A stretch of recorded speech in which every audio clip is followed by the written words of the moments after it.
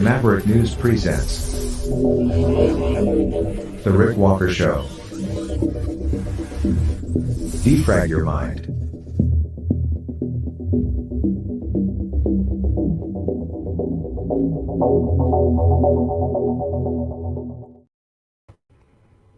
Hey everybody, welcome back. You know where you are. You're home. The island of misfit toys. This is the Maverick News Channel. Welcome everyone, Maverick family, and new viewers from all over the world. Tonight we'll talk about Vladimir Zelensky in Munich begging for more weapons. We'll tell you about Avdiivka.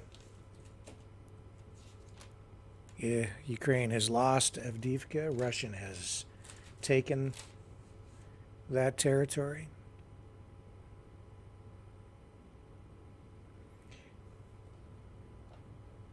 We'll talk about crazy stuff on airplanes. We'll talk about Alexei Navalny and his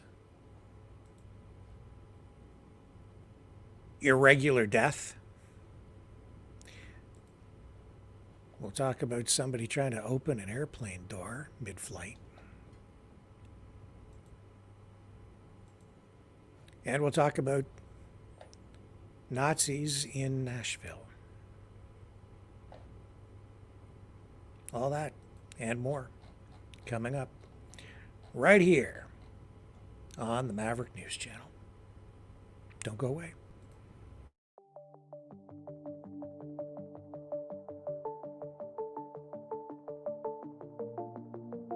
Greetings, brave Mavericks. Our quest for truth continues. We go beyond fake news. Together we expose propaganda. Together we pull others out of rabbit holes. We are maverick thinkers. We are all unique individuals. Defenders of individual rights and freedoms. Credible. Trusted. Grounded in reality. Maverick News. Maverick News. Defending free speech. Free speech. Donate at freedomreporters.com. Do it now. Tomorrow may be too late. Maverick News. The world is watching.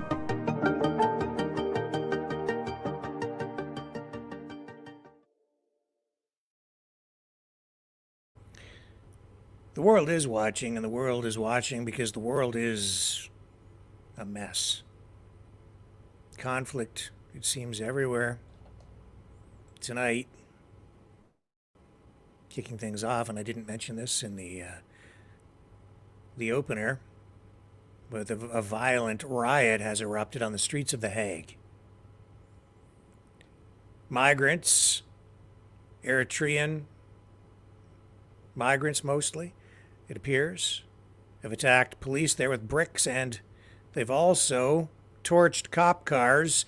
Dozens of rioters have been filmed surrounding the Opera Conference Hall in the Netherlands.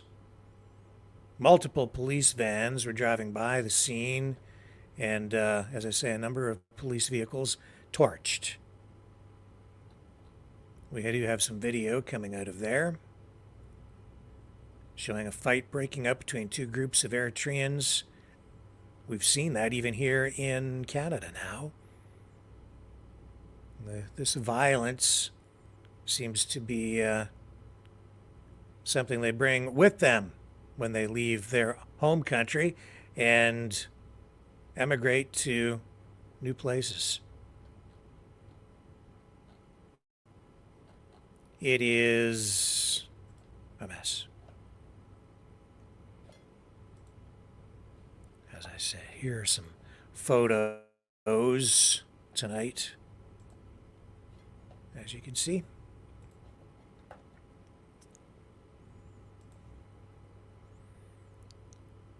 Torched vehicles. Literally, the world is on fire. A bus torched. Another car torched. They can all be replaced. Mass production items, windows smashed. Businesses, firefighters putting the flames out. Cops in riot gear.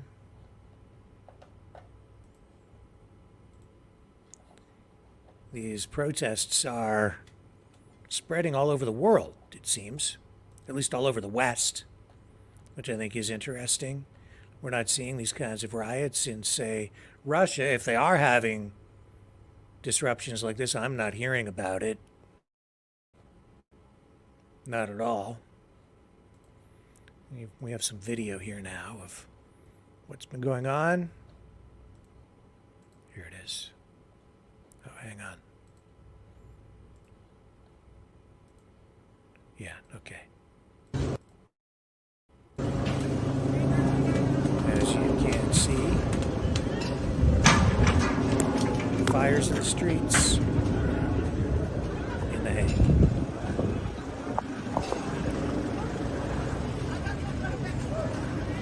It makes you wonder, makes me wonder, what it is that's really behind all of this. What is it that has all of these things happening at the same time in country after country after country? Is it just the economic or social conditions, or is there something else that's fueling this, acting as a catalyst, sparking this kind of response from the public? Is there some coordination? Is it happening organically? I can't imagine that all of these protests are just happening on their own. Somebody has to be planning these things, or promoting them, or something to get all these people to come out, or to get a message out to them all, wouldn't you think? In such a coordinated way. But here's this, here are the Eritreans, and they're fighting, and they've got the sticks out again. We've seen exactly that same kind of behavior here in Canada.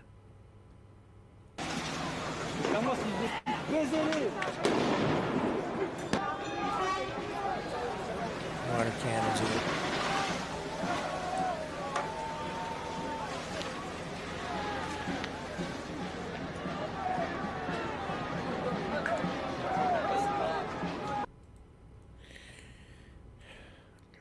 So I thought I'd lead with that, just because it is it's the newest, freshest riot. I guess it's the riot of the day, or the demonstration, or, depends on your political persuasion, I suppose, whether it's a riot or a protest.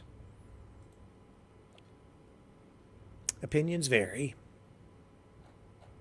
Alexei Navalny, his family, wants his body to come home, but tonight it isn't even clear where the remains of the 47-year-old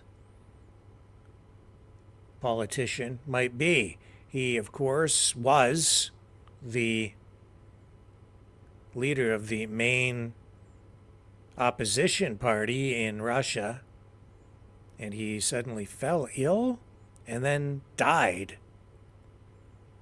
in a Russian prison way up in an isolated Arctic area. He disappeared in the prison system for a while, and then resurfaced, and then was seen earlier this week alive and well during a court appearance, and then the very next day, Russian authorities say he suddenly fell ill and died. So, of course, now fingers are being pointed directly at Vladimir Putin by leaders in the West, including Joe Biden, although he was a little more diplomatic about it, but other leaders coming out and saying, hey, this is Putin's doing. This is, they view it as an assassination. I don't know how you prove that, but That's what they're saying. On the flip side of that,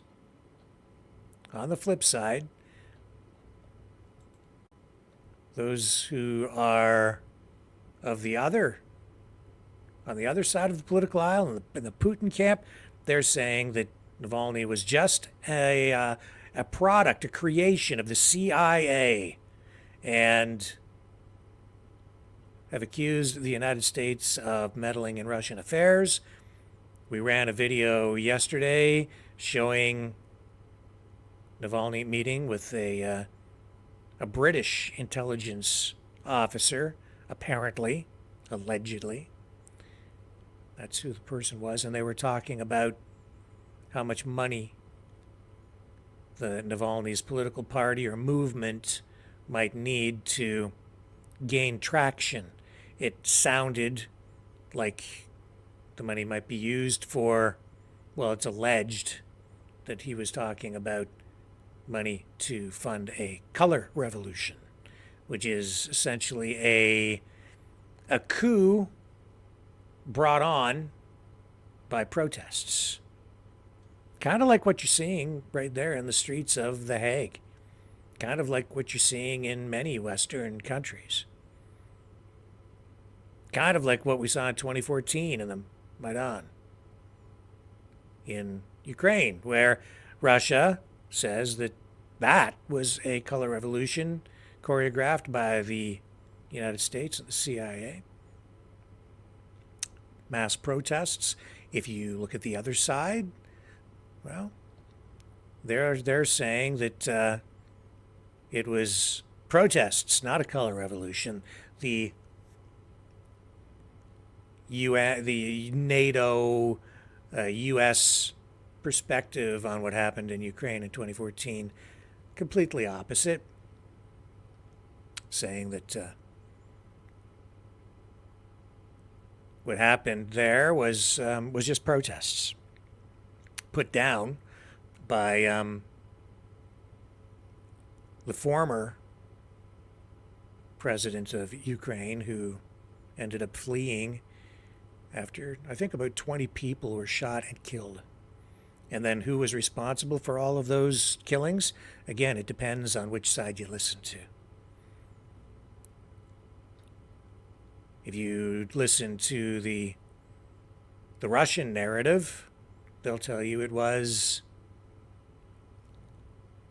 neo-Nazis. If you listen to the neo-Nazis that were in the crowd, I don't even know how I'm getting down this road. I wasn't really going to talk about this tonight, but I'll finish up. If you listen to the other side, they'll tell you that it was police directed by the fleeing then president, who was on his way out of the country because, well, it could be a coup, or it could be that the people that voted him wanted him out. And they had this demonstration going on that was getting to the point where the government couldn't survive it. So he turned tail and ran, and with the shootings happening there, he sort of, the more force that was exerted, the more he lost control. So he left the country. Sound familiar? It sort of does to me. And in fact, today was the second anniversary of the Freedom Convoy in Ottawa. I should, yeah. Now, there was a bit of a crowd there, not huge. A handful? I don't know how many. Hard to count. I'll tell you what, I'm going to queue up some video of today's event in Ottawa on Parliament Hill, marking the second anniversary of the Freedom Convoy, and I shall return right after this. The New World Order. Government overreach. The Great Reset. Mainstream media lies. Now more than ever, independent voices are needed. Donate now, at freedomreporters.com. That's freedomreporters.com. Maverick News. The antivirus program for your mind.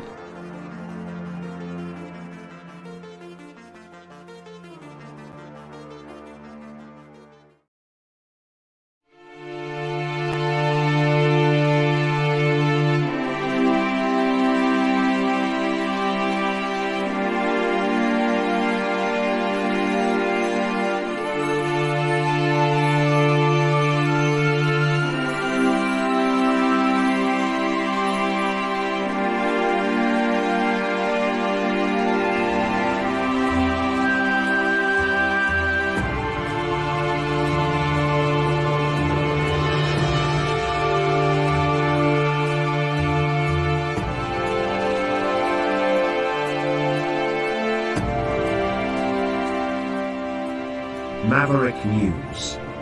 The world is watching.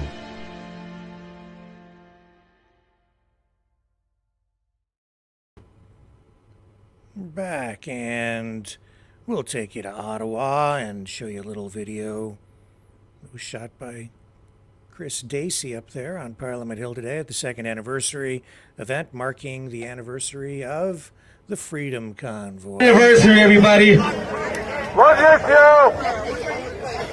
We love you. I'm gonna need some help with this song. Like we're doing right now, we're all standing up.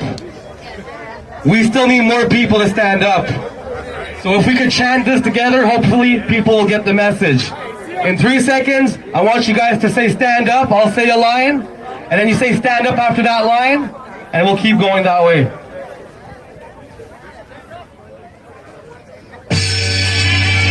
3, 2, 1. If you're against segregation, against the governmentization, if you want liberation for our next generation, if you want to have peace, then if you think of all the treason. Stand up if you're against segregation. Stand up against government invasion. Stand up if you want liberation. Stand up for our next generation. Stand up if you want to have peace. Stand up if you're tired of the media feeding all these lies and disguising what's really the truth. So all you say distracted with what's really happening. It's really damaging. Love just he said love. Minus 30 degrees, but they didn't care about that. They're just following your orders like the mercenary does. All dressed in fatigues, equipped with hammers and clubs. What the fuck? Stand up if you're against segregation. Stand up. Stand up if you want liberation. I want to hear you. For the good reason. Stand up for our rights to the free. Stand up, cause if we don't, then we're all fucked. Our children and their children and children will be also. Alright, so that was going on. You could get a sense of the size of the crowd there yourselves. I don't need to tell you what I'm seeing. Here's a little bit of Dacey himself in action at the anniversary Freedom Convoy March. Here we go. The anniversary of the Freedom Convoy. The march is moving through downtown Ottawa, and it is blocks line behind me.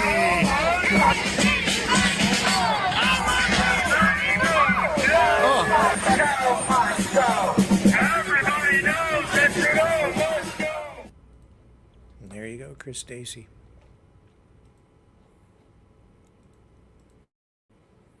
Second anniversary of the Freedom Convoy.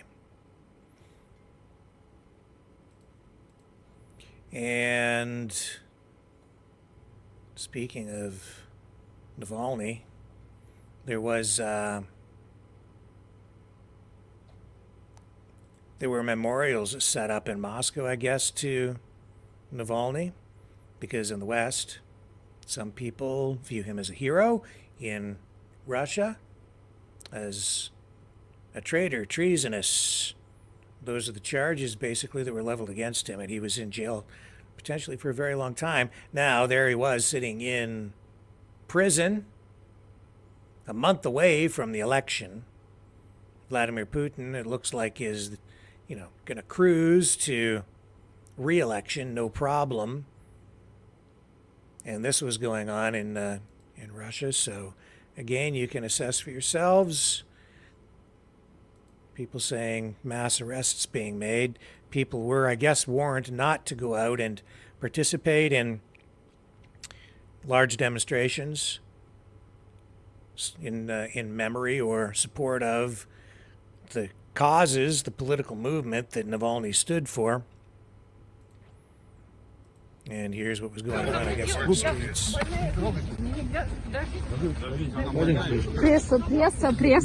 Пресса. Уважаемые граждане, Собаку заберите.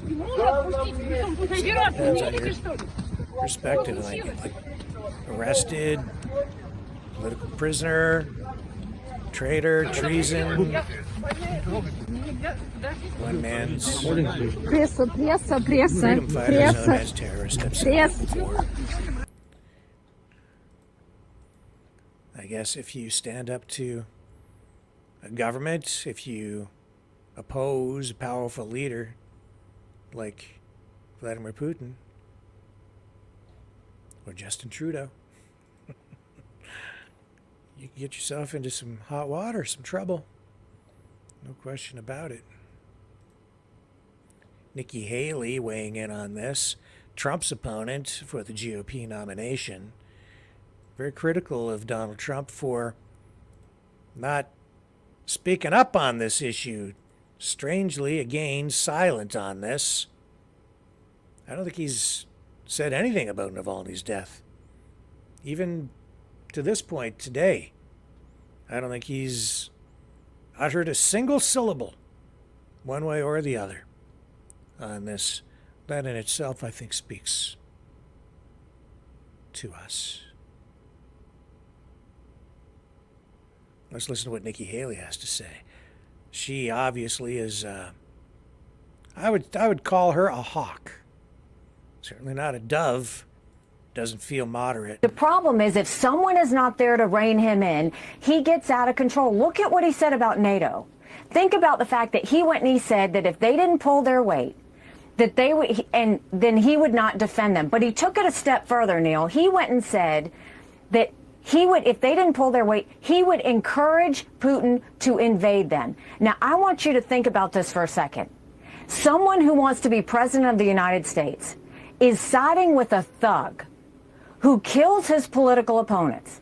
He's siding with a dictator who arrests American journalists and hold them hostage. He's siding with a man who has literally always wanted to defeat America. We can't have that. He put our allies in danger who stood with us at 9/11, and he put every military service member in danger when he did that. The problem is if someone is not... Well, that's a perspective, but I don't think it's going over very well with the MAGA base or the GOP base at all. So I don't think that's resonating.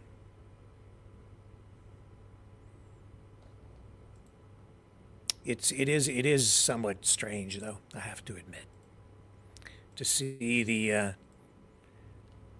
how can I put this? The core of the Republican Party really being sort of pro-Putin. They're rooting for Putin. It really seems that way. And that includes Tucker Carlson, who went to Moscow, and he's been sending back hard-hitting journalism. He went to McDonald's, got a large fry and a couple of cheeseburgers, made a video, and it's gone viral.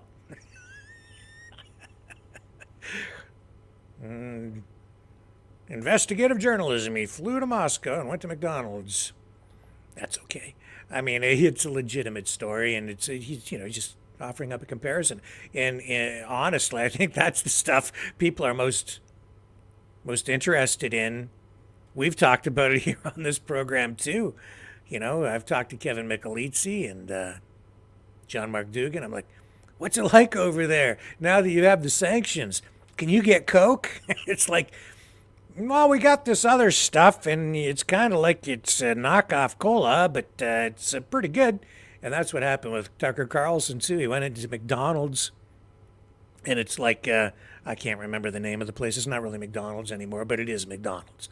And so essentially what they've done is they've continued to just manufacture the product. They rebrand it a bit, and I'm sure the food is coming from exactly the same processing facilities. Frozen, arrives, everything's the same as it was. It just has different packaging and a different sign out in front of the place. And so he ate his Siberian cheeseburger. I watched the video. I'm not going to run it. I'll probably get hit with a copyright strike if I do. But he's like, I shouldn't be eating this stuff, but I really like it. And it tastes just like an American cheeseburger. Yeah, because they've copied the recipe, the formula. They have the McDonald's, they know how to do it. It's the same supply chain. All the meat comes from Russia. They just kept on producing the same stuff. The French fries are the same. He had his large fry. He taste tested them. Yep, tastes just like the fries back home. $7 and change, I guess it came to, for his order. Over here, I think during our price comparison the other night, the total came to, for a meal like that, it would have been around 14 bucks Canadian. So that would have been $7 US in his conversion. So probably about, I don't know, $10.50, $11 US. But then when we looked at the wages were considerably less. In Canada, for instance, minimum wage here is about $16.55 an hour, I think, depending on the province you're in. On average, $16.55 per hour for minimum wage Canadian. Over in Russia, about $7 and change. Equivalent after conversion. And so in the end, standard of living, I don't know.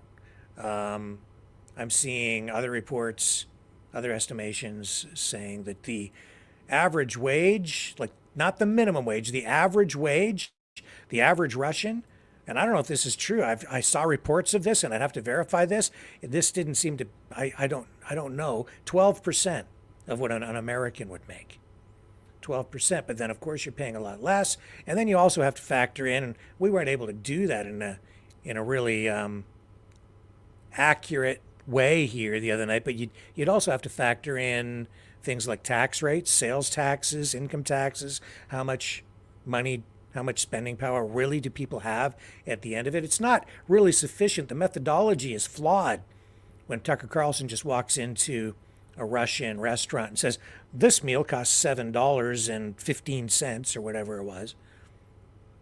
No, you have to look at how much people make, how much they're taxed, what their real buying power is. Is there sales tax on it? Is it 5%, 15%? In Canada, where I live, it's a 13% combined provincial federal sales tax on just about everything you buy. So you have to take that right off the top, right? So suddenly that changes the picture quite a bit, doesn't it? When you tack on a 13% tax, sales tax, then you have to factor in income taxes. And so really, what's the actual take-home pay? Well, according to the report that I saw, 12% of what the average American would make. But when you look around, you talk to people, it seems like the standard of living is comparable to what we have in Canada or the U.S., depending on where you live. And I'm sure that that's the case in Russia, too. Depends on what city you go to, what community. If you go to more remote areas, the standard of living, depending on how you calculate it, could be lower because you're further away from a city and there are less employment opportunities, less money flowing, but you probably have more living space. So I don't know. I think it's all relative and what people prefer in the end. And it just seems to me, from looking at the two countries as much as has been possible from afar, and from looking at these reports, I think it's comparable between the two countries. Honestly, you could make arguments one way or another, and I'm open to listening and learning and even changing my views if there's more information that comes forward. Vladimir Zelensky went to Munich, to the Munich Security Conference, and he had some pretty harsh words for Vladimir Putin. Threatened him. And he also begged for more weapons. Not surprising. We'll dig into that when we come back on the other side of this. The New World Order. Government overreach. The Great Reset. Mainstream media lies. Now more than ever, independent voices are needed.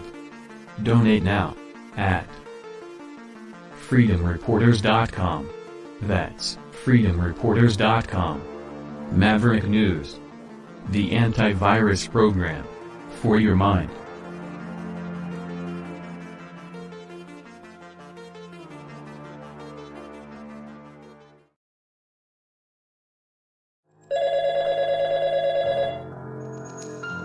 Feel the vibrations.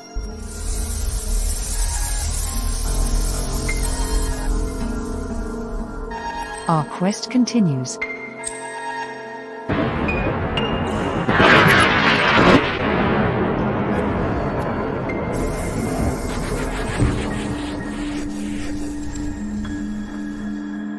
The truth is out there.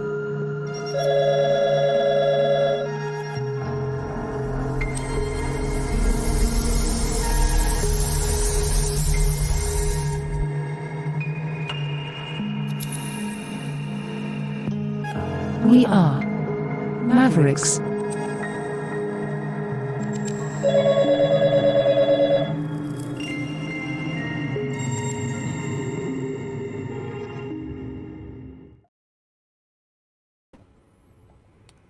So before we get to Vladimir Zelensky at the Munich Security Conference, we have to acknowledge that tonight Avdiivka has fallen for the Ukrainians.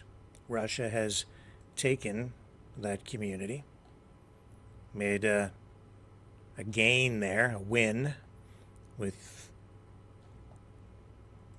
Ukrainian forces withdrawing. Here's video from Avdiivka.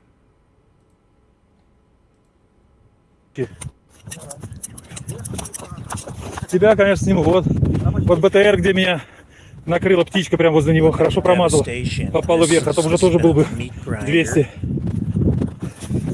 Так что живем мы весело. Серега, он по траншеи, я рядом. Идем за продуктами. Трупы увидишь, кричи. Вон наш танк стоит, тоже подбитый, сука. Все раздолбили. От деревьев, видишь, ничего не осталось. Тут прикопаны уже трупы эти. Вообще все раздолбили нахуй. This video that I'm showing you, because some of this I'm getting on the fly tonight. A lot of it.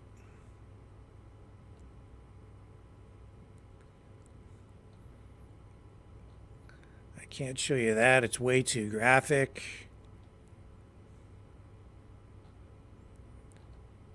And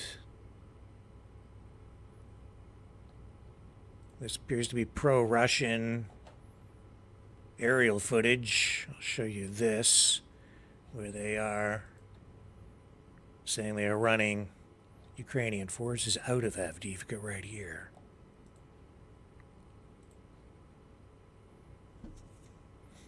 Shot from the screen of a video monitor. You can see those heat signatures on the video screen. Apparently those are Ukrainian forces, soldiers, retreating. And aerial bombardment, targeted, going after them.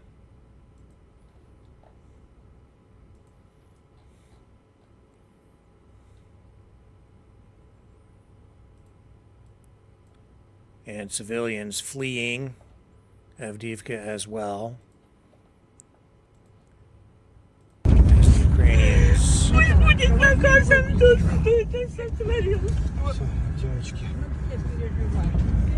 Мама, ты просто не видишь этого ужаса. Тихо! Тихо! Нет, это другая собака. Так, тут разбито все. Нет. Это другая собака. Тихо. Мама, да, ужас. Нет. Wow. It's just war. I don't care which side you're on. You know, people are just suffering. The devastation. And this, honestly, it didn't have to happen. Now it is happening, though. And here's the Russian flag rising in Avdiivka, aerial shot.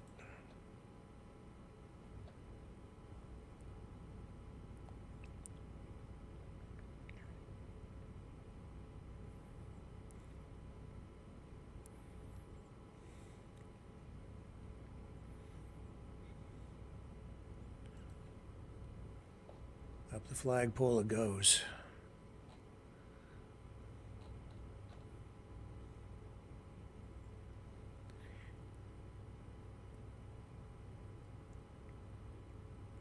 And this is old-fashioned information warfare.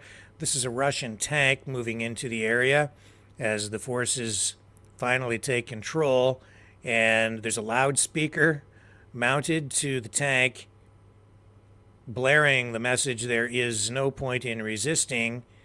Your fathers and grandfathers didn't fight for this and didn't fight for the power of neo-Nazis in Ukraine," is what the messaging is. Now, I don't speak the language, but that is the translation that is being offered for us.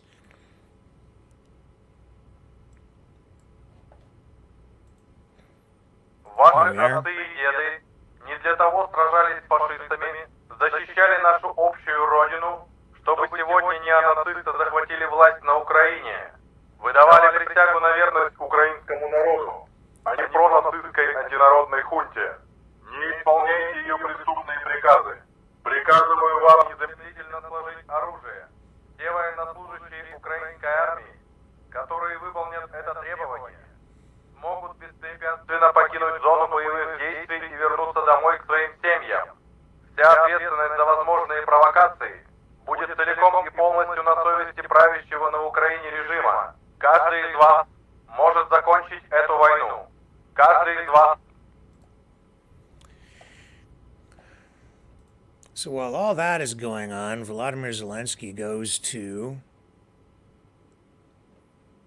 the Munich Security Conference. And while there, he begged for more weapons. He says that Ukraine needs to end,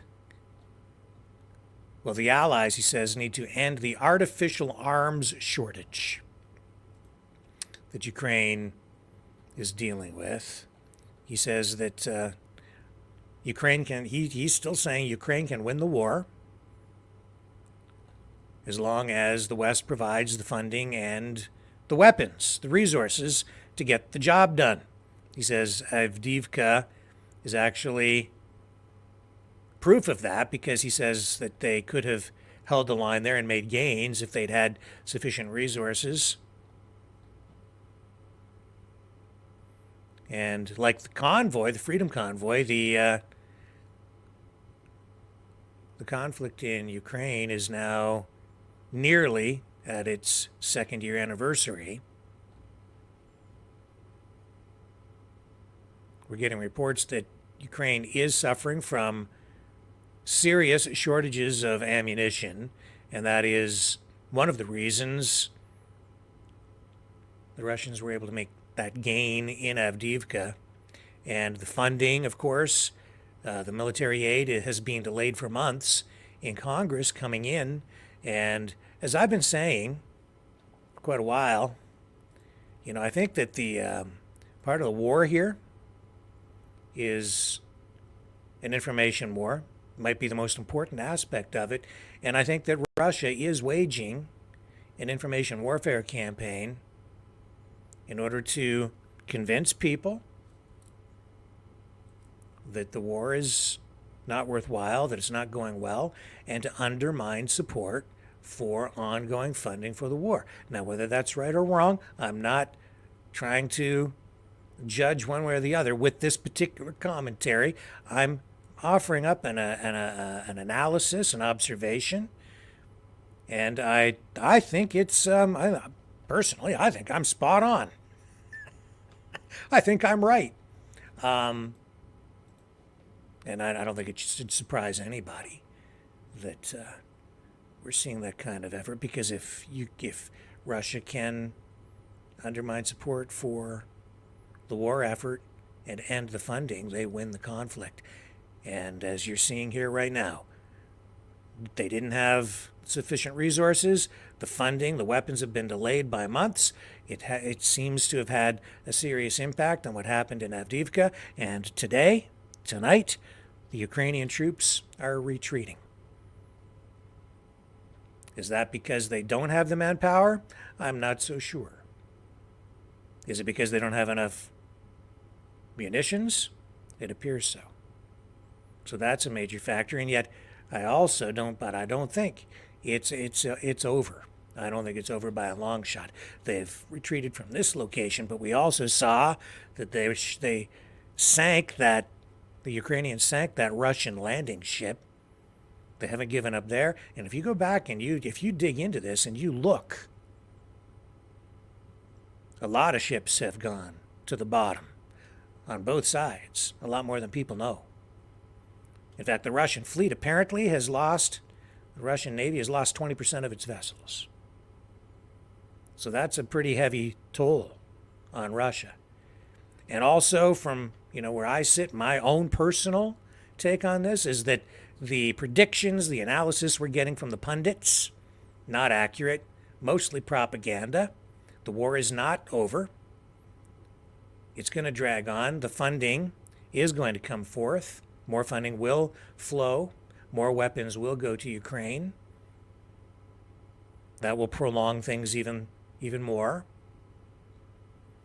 And I don't think either side is doing that great. I think from everything I'm seeing, it's largely a stalemate with Ukraine now being pushed back in this conflict, but they sank that ship. They got a PR win there. It's a back and forth, and I think it's more of a meat grinder than anybody realizes. And I think Ukraine does still have troops, and I think Ukraine does have resources, and I think we're being fed a lot of propaganda, and I think that Russia is doing an excellent job of winning the information war.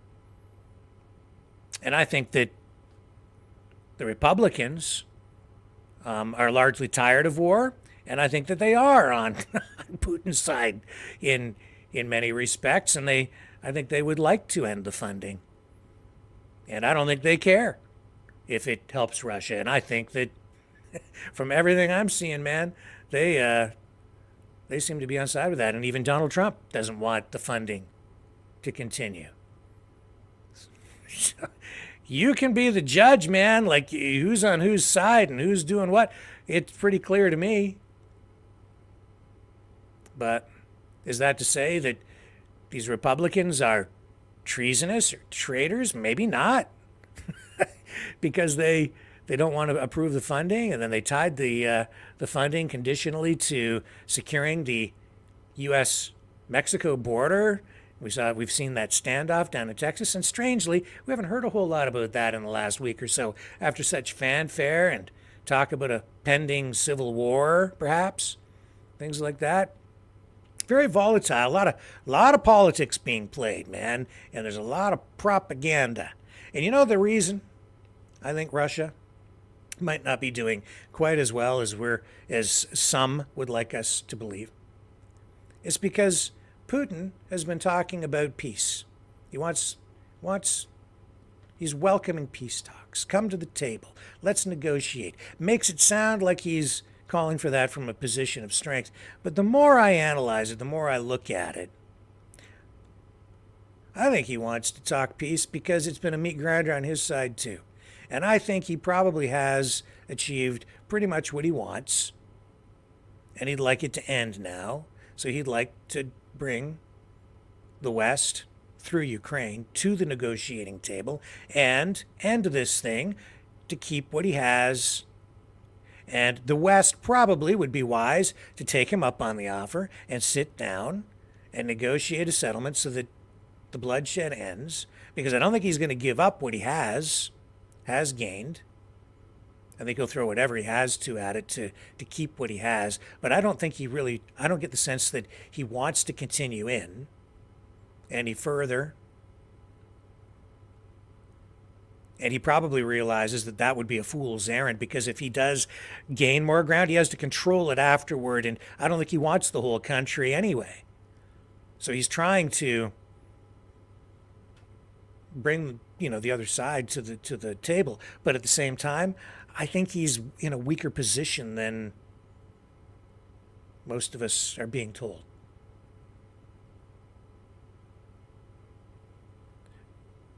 This war is costing Russia quite a bit. It's gone on a long time, much longer than anybody ever said, anticipated that it was going to last. If you listen to those experts, it was supposed to be over very quickly in Russia's favor, right?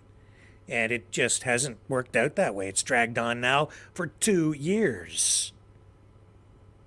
And with more funding just on the horizon, I think that's the other reason Putin wants peace talks now. That's why he's talking about it. He knows if another 60 billion from the US flows in, and then there's more money after that as well, and the way this is being designed, if the funding is approved, it actually spills over into the next administration, potentially tying the hands of whoever might be the president. So if Trump is president, the way that this is being rolled out, approving the funding, it'd be sort of like pre-approved, and if the next president tries to block it, that could result again in some sort of an impeachment process at that point. I think that's the way the Democrats are trying to structure this, because they're afraid that Trump is going to get in and then cut the funding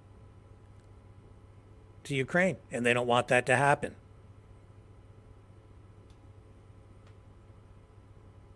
And that's part of the whole political battle that we're seeing roll out. So here's Zelensky in Munich today begging for more money and weapons, saying it's the Western alliance, the NATO alliance, that has created an artificial shortage of weapons and resources. We can get our land back, and Putin can lose. And this has already happened more than once on the battlefield. Our actions are limited only by the sufficiency and length of the range of our strengths. But what does not depend on us? And Avdiivka situation proves this exactly. Dear friends, unfortunately, keeping Ukraine in the artificial deficit of weapons, particularly in deficit of artillery and long-range capabilities, allows Putin to adapt to the current intensity of the war. This self-weakening of democracy over time undermines our joint results. Vladimir Zelensky at the Munich Security Conference.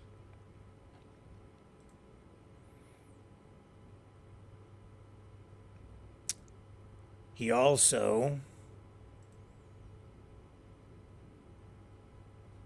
actually seemed to threaten Vladimir Putin.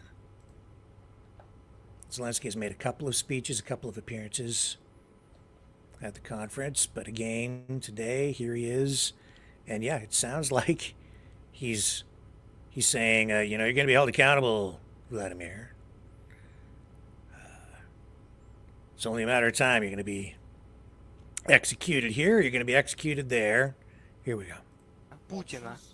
Він має лише дві опції попереду. Бути на лаві підсудних у Гаазі, або бути убитим одним з його поплічників, які зараз вбивають для нього.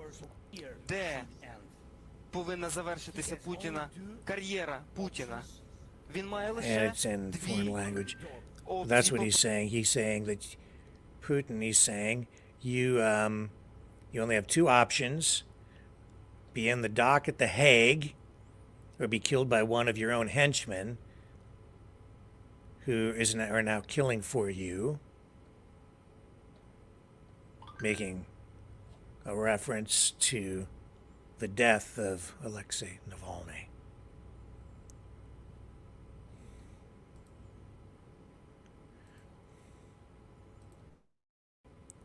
So the struggle continues. The thing is, like, yeah, this is not over, not by a long shot. Little gained here, little lost there, gain back here, gain back there. Ukraine is just I think, going into a defensive posture now, waiting for that additional funding. If it's approved, and it appears it probably will be, let's face it. Once the politics plays out, the money will flow again.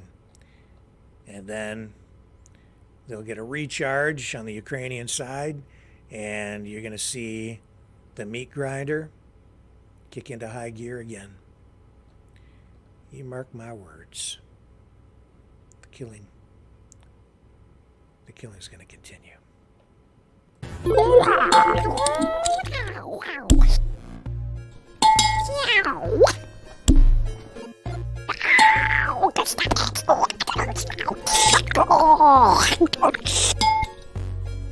Exile. The Knights of Malta. Maverick News. Join us. The world is watching.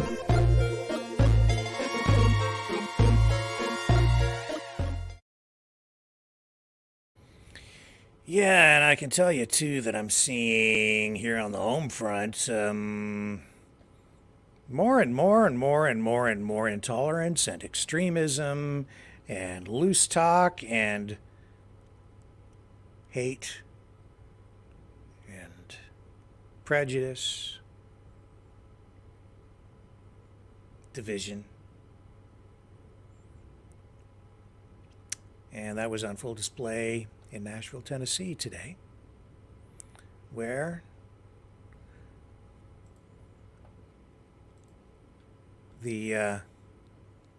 this neo-Nazi group, they're called the Blood Tribe. We've seen them in places like Florida before. I'm not that familiar with this particular group, but they were in Nashville today, decked out in their red shirts, black pants, and their faces and heads covered, marching through the streets with their swastika flag. Ashamed of? What are you ashamed of?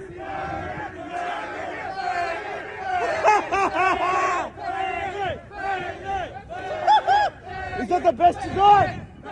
Best you got? Best you got? Show me your fucking faces! Where's your face? Where's your face? Show me your face. I don't even know who you are. This is my face. Your people poop in the Let's street. fucking go. Your people poop in the street. You don't know my Your people. poop in the street. You don't know my people. street. You don't know my people. Oh, I do. It's out India, bro. Y'all shit in the street, bro. You're shit. You to poop in the Oh, street. you don't know that? Oh, I do. Where the fuck am I from? Because you have shit on your skin. You guys, Your where's your skin. faces? Where's your show me your faces? Cowards! Cowards! All of you! Fucking cowards! Show me your fucking faces! Where's your face, you fucking cowards? Show me your face! Show me your faces, you fucking cowards! All of you! Fucking cowards! Fucking cowards! Fucking cowards! Fucking cowards! Don't want to be seen. Don't want anybody to know who they are. Fucking cowards! Fucking cowards!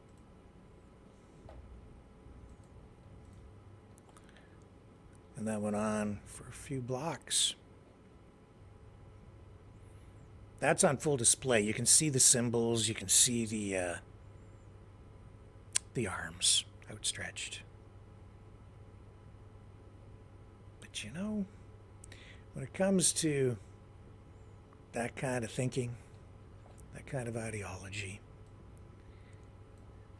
I think it's spread these days in ways that are just not that obvious. And I think, unfortunately, a growing number of people are out there carrying around the same emotions that fueled that and the same kinds of thoughts without even knowing that that's what they're thinking or feeling. And that scares me.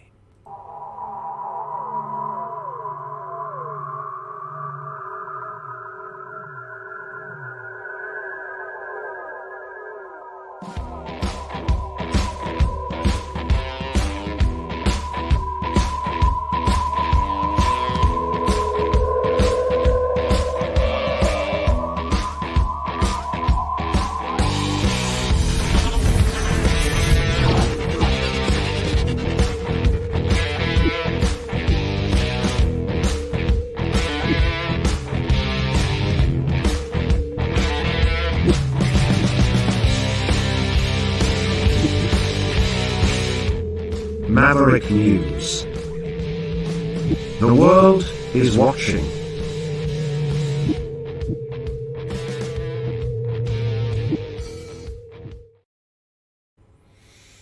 Okay, just dipping into the chat here. I haven't really been looking in there. Just say hello to people. Hello, Cindy and Alicia and Michael.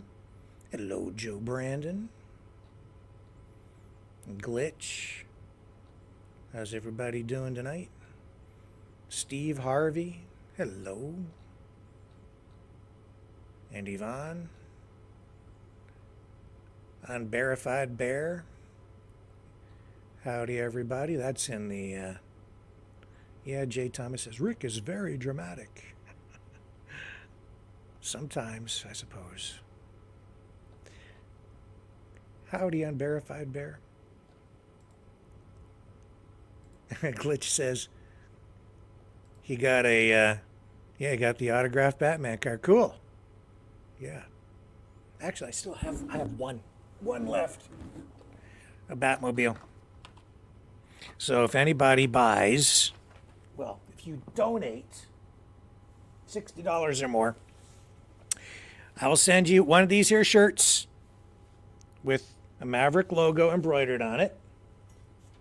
Or you can have a Maverick News hoodie or sweatshirt if we have any left in stock. Hoodie for sure. I think we've got hoodies. Yeah, we should. I don't know if we've got sweatshirts or not. Anyway, hoodie or a shirt with the embroidered logo. And I will include the bonus Batmobile and autograph it if you want me to autograph it. Happy to do that. Just tell me when you place the order what size of shirt you want. And I'll put the banner up here so that you can see where to do that. You can donate at freedomreporters.com. That's the easiest place to do it. Some people do it through Maverick Donations. Just make sure you put a comment in there telling me what size shirt you want, and I'll be happy to send it along. Or at freedomreporters.com. That's the best place to do it. You can always email me too. Go to the website at mavericknews.ca, and you can just click on the contact page and send me a message. If you need to contact me that way, might be a little easier than remembering this. That's the email address, maverickmultimedia@mail.com. You can message me there. And yeah, last Batmobile. I'll send that along as a bonus. I was able to snag a few of those, so sharing them out there with some people. I love Batmobiles. I just got a thing for Batmobiles. They're all pretty cool. So we've got that going on. And now I've forgotten what I was going to talk about. Oh, let me go over to the other Rumble channel and see who's watching over there. Again, I don't get to look in the chat too much because I'm too busy producing and thinking and talking and trying to say something intelligent while I do all this other stuff on the fly. Dame Pam. Hello. PDS. Johnny's over there. Hello, John. I hope everybody's being kind in the chat tonight. To everybody. Spread some love in there, guys, okay? Let's keep it positive. Hello, Raising Wolves. Shaunavision. Hello, Shaunavision. And Anasty's in there. Jeremiah Bullfrog. Hello, hello, hello, everybody. And Amazing Faces says, yes, they're being very kind in there tonight, and that's good. That's what I like to hear. Hello, Lindy. All right, back to this stuff. So there's weird stuff going on out there, man. Like really weird stuff. Weird, weird, weird. Okay, so flying has become something of an adventure, I guess. And I'm not talking about on private jets like, you know, the world's elite fly on. Private jets, and they go to Davos or the, you know, this conference or that climate change summit on their private jet. No, I'm not talking about that. And I'm not talking about Justin Trudeau taking off to go to his $80,000 a week vacations that he gets for free because he's just staying at a friend's place. No, I'm talking about, you know, commercial airlines, peasant air. It's getting so bad. Well, Justin Trudeau's flying around eating caviar. Other, you know, the poor peasants, us, we're being bombarded midair with maggots. Literally. Here, check it out. Delta flight had to turn around after maggots rained down on passengers. True story. I guess somebody had some rotting fish. They put it in an overhead compartment, and there were maggots all over the fish, and they were headed to Detroit from Amsterdam earlier this week, and the maggots started to crawl out, and they were falling down on the passengers in the cabin, so the plane had to turn around. I just get the heebie-jeebies when I get around maggots. I can't stand them. I can't stand maggots. But that's not the only thing. Okay, that's pretty gross. Like, if maggots were raining down on me in the cabin of an airplane, I might be tempted to just open the door and jump out. Well, that's what somebody, an 18-year-old, tried to do on a WestJet flight. And this is what I mean by weird, right? This is weird. Another one. Some young guy tried to open a door on a WestJet flight from Vancouver to Toronto, and it was diverted to Winnipeg because this young guy, Flight 710, tries to open the door mid-flight. You know, way up there. Pressurized cabin. So fortunately, the doors can't open. They're not, you know, they're locked. So he couldn't do it. So they do a detour, make an emergency landing in Winnipeg, and this 18-year-old, whose name we do not have, from Victoria, BC, was arrested and has been charged with endangering an aircraft under the Aeronautics Act. He's been released. He's going to go to court for the next week or two. But this is not the first time in the last few weeks. Like, I have to wonder why. It doesn't tell us in the stories.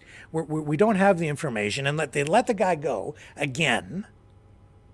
What is going on? Why are we seeing so much of this right now? It just seems like there's and maybe we're just getting, there's more attention focused on these kinds of incidents. But I think there are more.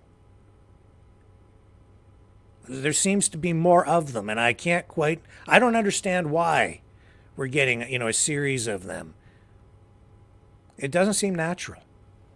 And I've been, you know, saying for a while, it's like there's some wacky psychological thing going on, and I think the internet's involved, and that other fella, the pilot, who was in the cabin but wasn't actually flying. This goes back, about 6 or 8 weeks ago?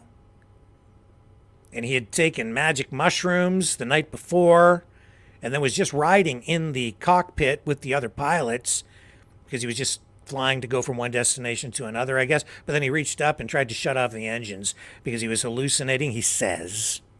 I don't know. And now that's probably cost him his career. He probably will not be allowed to fly again, but there's just weird stuff going on. And it was only about a week ago there was another incident where somebody tried to open the door of an airplane. And then there was that other incident where the cabin door did fly off. I think that was that an Alaskan Airlines aircraft? I think so.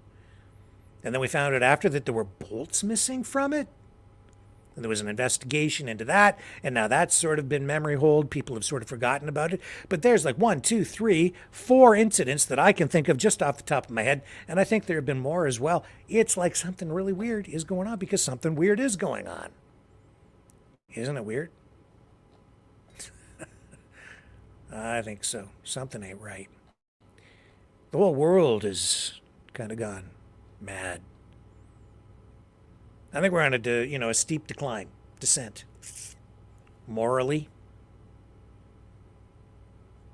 mentally. And when I talk about moral, I mean we're back to capital punishment. And there's an Alabama lawsuit now that alleges the very first nitrogen execution, which was performed in that state, was a botched human experiment. So this is out of Montgomery, Alabama, where a death row inmate has now filed a lawsuit.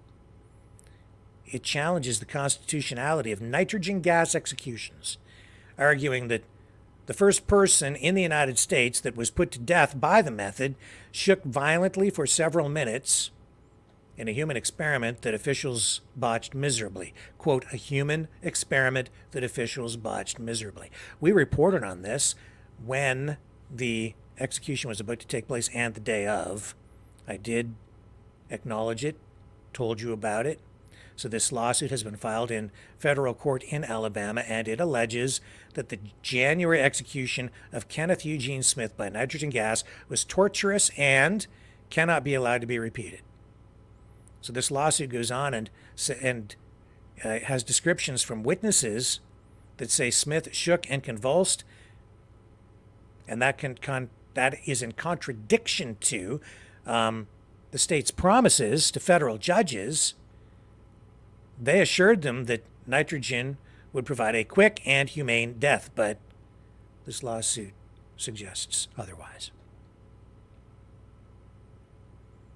Quote, the results of the first human experiment are now in, and they demonstrate that nitrogen gas asphyxiation is neither quick nor painless, but agonizing and painful.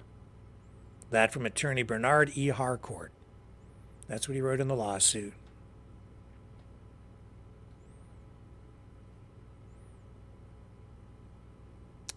And so, yeah, Alabama last month became the first state to use nitrogen gas to put an inmate to death. It is authorized for use in 3 states, but Alabama is the only one so far to actually use it. So the way they do it is they put a respirator face mask on. I guess it's the kind of mask that you would normally use in an industrial setting. And then they administer the nitrogen gas that way.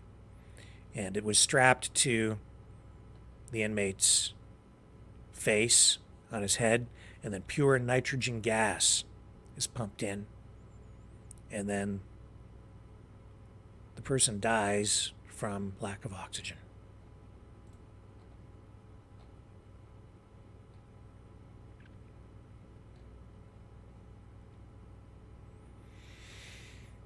And I can't imagine that would be painless.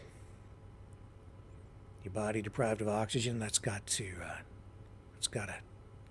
don't know, you're conscious during that? That doesn't seem right.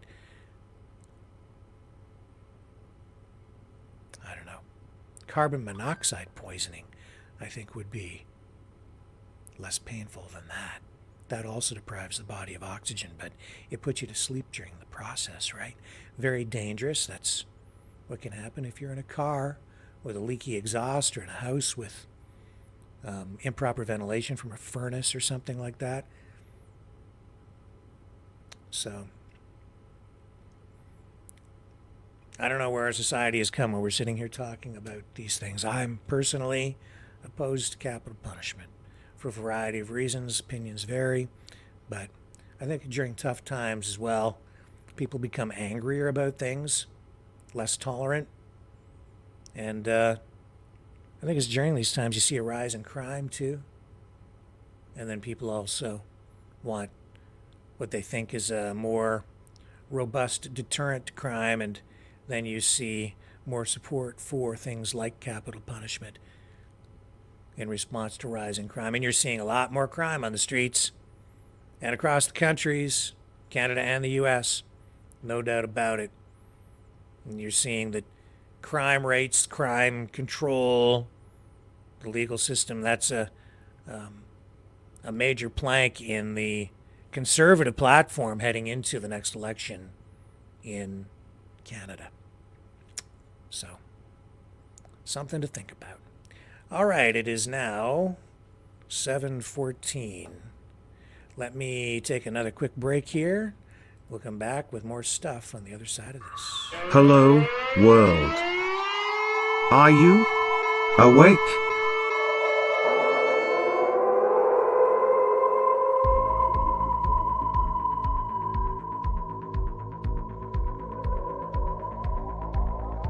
Uniting humankind by liberating millions of minds at a time. Maverick News. The world is watching.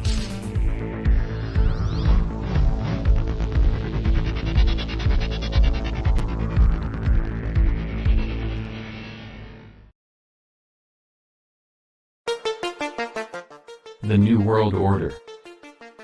Government overreach. The Great Reset. Mainstream media lies. Now more than ever, independent voices are needed. Donate now, at freedomreporters.com. That's freedomreporters.com. Maverick News. The antivirus program. For your mind.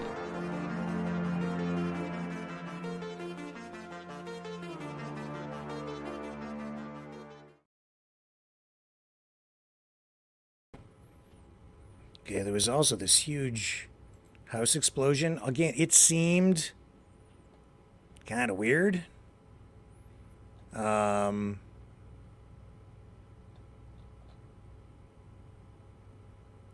This was in Sterling, Virginia. And I'll just show you the video. This is just a devastating blast.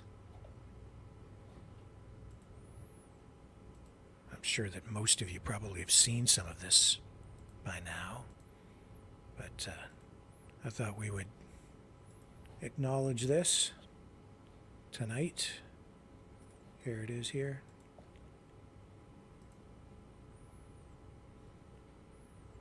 Look at the damage, the devastation here.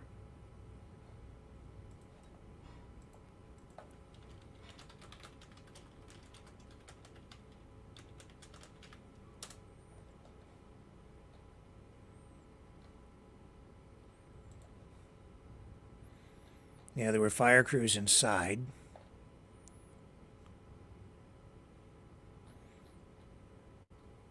This house exploded Friday night. Fire crews inside checking for that gas leak, and it left one firefighter dead, 13 others injured, including 11 first responders. 2 civilians hospitalized as well. The deceased firefighter has been identified as 45-year-old Trevor Brown. He had been with the Sterling Volunteer Fire Department and had been affiliated with Loudoun County Fire and Rescue since 2016. I have a picture of him here that I'll bring up in a moment. So they responded to this home around 7:40 p.m., got a 911 call, smell of gas coming from the residence. They thought it was propane related, according to the fire chief. When they arrived, they say they still don't have a complete cause confirmed yet. They entered the home with their protective equipment on, and then we had tragedy. They had to check for occupants, I guess. That was the procedure they were following. They wanted to make sure that everybody was out of the house. They wanted to try to control the leak, according to the chief, and then they got multiple maydays and calls for help coming from the wreckage. They went in to try and find the firefighters in the debris.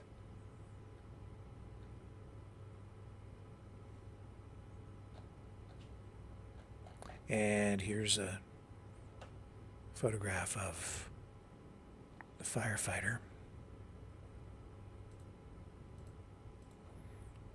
who was killed in the explosion. Trevor Brown.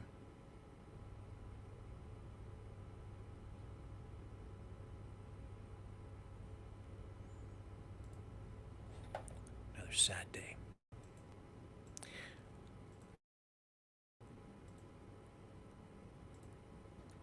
Okay.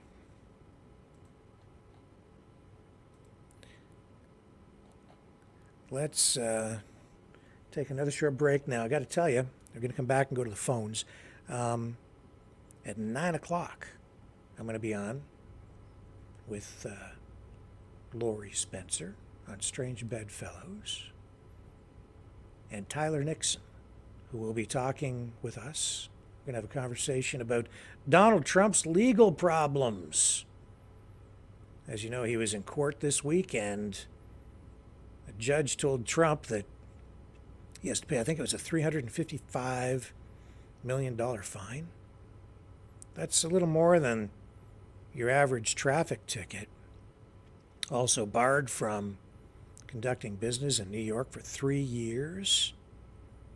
And his sons also prohibited from serving as officers on the board of any corporation or company in New York for 2 years. All that heading into this election season. Well, we're already into it, actually. Not heading into it. The election is sort of already underway, isn't it? I mean, yeah, technically Trump has to still secure the nomination, and so does Biden. But the race has begun.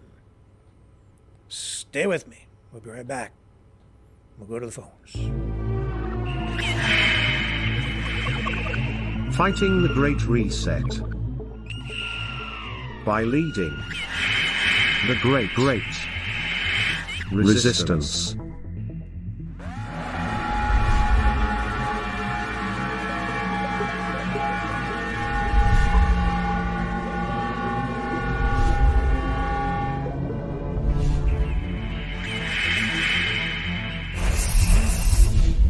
Maverick News. The antivirus programs for your mind.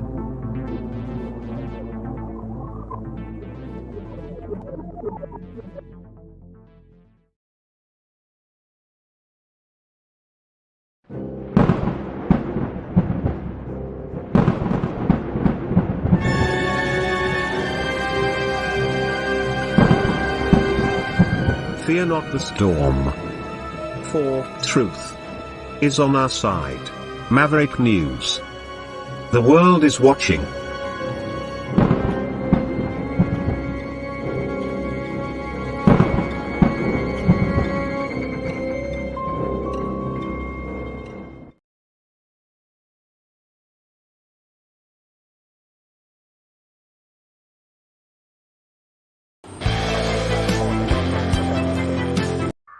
Hello, world. Are you awake?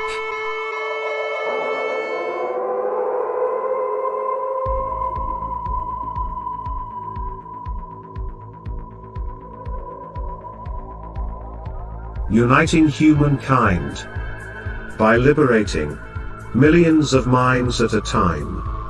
Maverick News. The world is watching.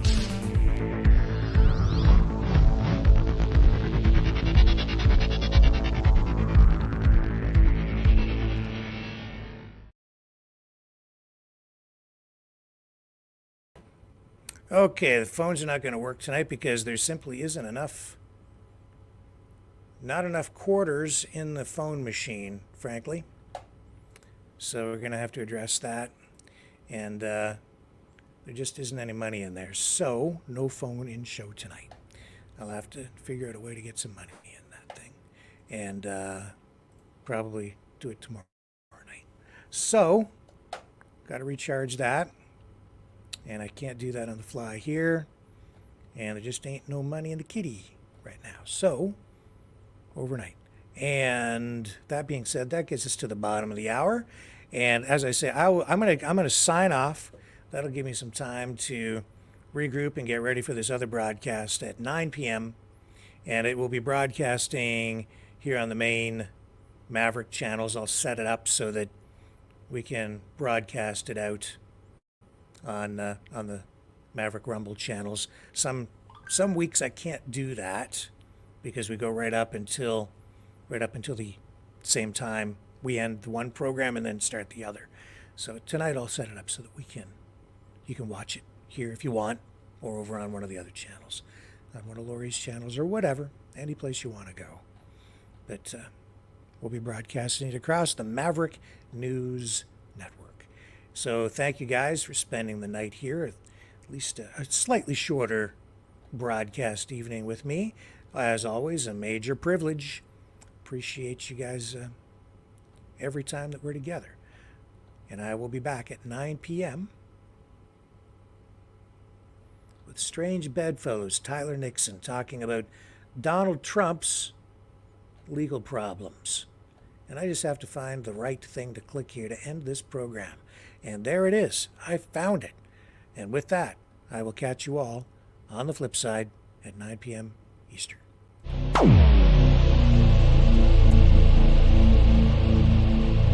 This has been a Maverick Multimedia production.